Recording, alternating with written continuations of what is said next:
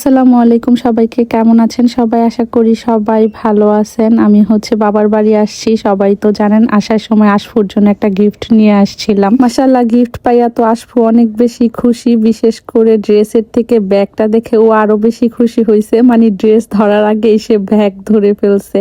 বাচ্চারা এমন কিউট জিনিস দেখতে এমনিতেই পছন্দ করে অনেক বেশি, আমরা বড়রাও কিন্তু সেম। এখন কিন্তু এই ব্যাগগুলা বড়রাও নেয়, শুধু বাচ্চারা না। পরে ওরে রেডি করে দিছিল ভাবি, বললাম যে কয়েকটা ছবি তুলি ওর। আমি যেহেতু বিকেলে আসছিলাম, তো ভাবলাম রোদ চলে যাইতেছে, এর জন্য ছবি তুলে নিয়ে আসফিয়ার জন্য এই সুন্দর ড্রেসটা, কিউট ব্যাগটা নিছি আমি ফেসবুক পেজ পুশু থেকে। তো আপনাদের কারো যদি ভালো লাগে আপুর কাছ থেকে নিয়ে নিতে পারেন কাস্টমাইজ করে। আপু কিন্তু অনেক ধরনের হাতের কাজ করে। পেজটা আমি ক্যাপশনে মেনশন করে দিব, ঘুরে আসবেন। আর এইখানে পেজের স্ক্রিনশট দিয়ে দিতেছি। তারপরেই তো আশফুর কতগুলা ছবি তুলছিলাম সুন্দর সুন্দর। এখন আমরা নিচে চলে যাচ্ছি। আশফু তো ড্রেসটা পেয়ে অনেক বেশি খুশি হয়েছে, বারবার বলতেছিল ফুপি মা ব্যাগটা অনেক সুন্দর। নিচে আইসা দেখি মা আম কাটতেছে, পরে মার সাথে আমিও কাইটা দিতেছি কয়েকটা, মানে ছিলা দিতেছিলাম। আর সন্ধ্যা হয়ে গেছিল, তো আর তেমন কোনো ভিডিও করা হয়নি। নিবানু এইখানে আমাদের সাথে ঘুম আসবে, তো আমার সাথে আইসা শুয়েছিল। ভাবি ডাকতেছিল, চাইতেছিল না। এরপরে তো সকালে রাতে তো আর কোনো ভিডিও করা হয়নি। সকালবেলা দেখলাম যে অনেক মেঘ সাজছে। সামিউন আর আশফিয়া ছাদে গিয়ে খেলতেছিল।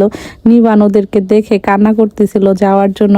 কালকে মনে হয় আমি কত বছর পরে বাবার বাড়ি আসছি বিকেলে, মানে আমি সবসময় সকালেই আসি, এই প্রথম বিকেলে আসছি। এর জন্য একটু তাড়াতাড়ি আসছিলাম, অবশ্য বাসায় একটু কাজ ছিল যে কারণে বিকেলে আসছি। নিবান আবার আম কুড়াই না আমারে দিতেছিল, তো আমি আবার ওরে দিয়ে দিলাম।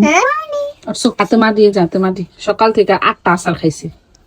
এই যে হাতে মাটি, এই যে পায়ে মাটি, এই যে কাইটটাও গেছে, এই মাটি। এই যে শোনো, তুমি কোথায় ব্যথা পাইছো? হ্যাঁ,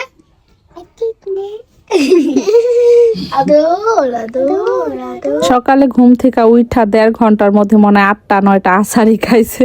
এই যে এখন আবার কান্না করতেছিল, তো মা আবার ভাকা রান্না করছে, তো ওইটাই খাইতে বসছি আমরা সবাই সকালের নাস্তা। এই লাল ভাকাটা কিন্তু আমিও বানাই, তবে আমার মার হাতেরটা আমার কাছে অন্যরকম মজা লাগে। আমার মা কিন্তু ডাল দেয় না, আমি আবার ডাল দেই সাথে। এইটা একরকম মজা, ওইটা আরেক রকম মজা। মা আবার বাজারে গেছিল, তো মাছ মুরগি অনেক কিছুই আনছে। আমি শুয়েছিলাম দেখে আমার আর ডাক দেয় নাই, তো দেখলাম লেচু আনছে, ওরা খাইতেছে। নিবান আবার আগেই আমার একটা দিল, মানে কোনো কিছু আনলে পাইলে ও আগেই আমারে দেয়।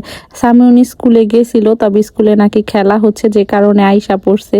নিবানু গোসল করে আসছে, তো সামিউন ওরে কাপড় পরাই দিতেছে মাশাআল্লাহ। আর ও ওর খালাতো বোনের ফোনের মধ্যে চুমা দিতেছে, মানে ভিডিও কলে কথা বলতেছিল। তো আমি আবার বলছি দেখে লজ্জা পাইয়া গেল আমার সামনের থেকে।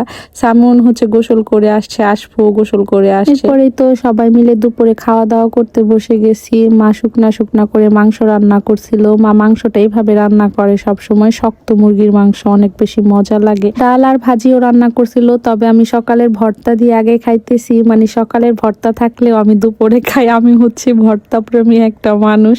আর সামিউনও আমার মতো একটু ভর্তা নিয়ে নিছিল ফার্স্টে, তবে বলতেছিল ঝাল অনেক, পরে আর খায় নাই। খাওয়া দাওয়া করে দেখলাম যে মিস্ত্রিরা চলে যাচ্ছে, কাজ নাকি পুরা কমপ্লিট, মানে ভিতরের টাইলসের কাজগুলা পুরা শেষ। এখন শুধু সিঁড়িতে আর বাহিরে লাগাবে। মিস্ত্রিরা অনেক বেশি বন্ধ দেন, তা না হলে আরো আগেই নাকি হয়ে যায়। তো এখন শুধু গেটগুলা লাগানো বাকি, পুরা কিন্তু কমপ্লিট হয়ে গেছে ভিতরে। ওরা আবার জুতা খুলে ঢুকছে। আমি বললাম এমনিতে তো মাটি মুটি আছে, জুতা খুলছো কেন? তো বাচ্চারা তো বোঝে না, জুতা খুলছে। সন্ধ্যাবেলা ভাবি নুডলস রান্না করবে। নিবানু প্যাকেটগুলা নিয়ে আইসা খাটে খেলতেছিল, আশফু এদিকে পড়তে বসছে। ভাবি 2 রকম নুডলস মিক্স করে রান্না করবে। সন্ধ্যাবেলা কিন্তু বাড়িতে থাকলে নাস্তা বানাই, তবে বাবার বাড়ি আসলে কেন জানি না কিছুই ভালো লাগে না। ভাবি একা একা করতেছিল, তাও আমি আইসা শুয়ে রয়েছি। যদিও বা গেলেও ভাবি কিছু করতে দেয় না। সামিউন আবার গেছিল ঘুরতে ওর চাচার সাথে, তো এদিকে ওরে ফ্রেঞ্চ ফ্রাই, চিকেন ফ্রাই এগুলা কিনে দিছে, তো ও আবার এগুলা নিয়ে আসছিল। জুতা নিয়ে আসছে এক জোড়া আবার কিনে, এত ছোট, ও সাথে গেছে তারপরও ছোট জুতা নিয়ে আসছে, মানে ওর পায়ে ঢোকেই না। আর এই টাইমে আবার কারেন্ট চলে গেছিল। কারেন্ট যে এত বেশি ডিস্টার্ব দেয় কি বলবো। নিবানুরে ফ্রেঞ্চ ফ্রাই দিছিলাম, তবে খায় নাই, মুখে দিয়া ফিক্কা ফালাই দিছে। ও এমনই করে। তো আশফুরেও চিকেন ফ্রাই দিছি, ও খায় নাই, সামিউনও খায় নাই, শুধু আমি আর ভাবি খাইছি। নিবানুরে কিছু দিলে মুখে দেয় আর ফালায়। আইসা দেখলাম যে ভাবি নুডলস রান্নাও প্রায় শেষ। ভাবিরে বলতেছিলাম যে আমরা তো মরিচ বাটা দিয়ে রান্না করি, আমার ভাবি আবার ফরনিয়ার মানুষ, সে মরিচ বাটা দিয়ে খাইতে পারে মানে ভাবি অনেক ঝাল কম খায়। আমিও আগে ঝাল খাইতেই পারতাম না, তবে এখন শিখছি আস্তে আস্তে, এখন খাই। আর নিবানু গরমটা হচ্ছে মুখে দিয়ে একবার গরম পাইছে যে আবার গরম পাইছে, কেমন করে উঠছে।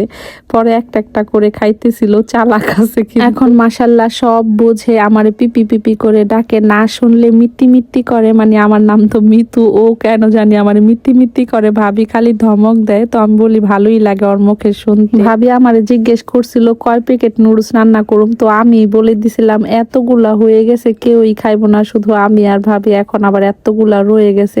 শ্বশুর বাড়ি বেশি বেশি করে রান্না করতে করতে অভ্যাস খারাপ হয়ে গেছে। আমাদের বাসায় আমার মা আসলে ফাস্টফুড জাতীয় কোনো খাবারই খায় না। ফুয়ার নিবান তো বাদই, ওরা যেটুক যেটুক খায় ওটুক প্লেটের কর্নারই পইরা থাকে। সামিউনও আজকে খাবে না, তো ভাবিরে বললাম সকালে নাস্তা হয়ে যাবে এগুলা দিয়েই। তো আজ এ পর্যন্তই, কথা অন্য কোনো ভিডিওতে। সবাই ভালো থাকবেন, আল্লাহ হাফেজ, আসসালামু আলাইকুম।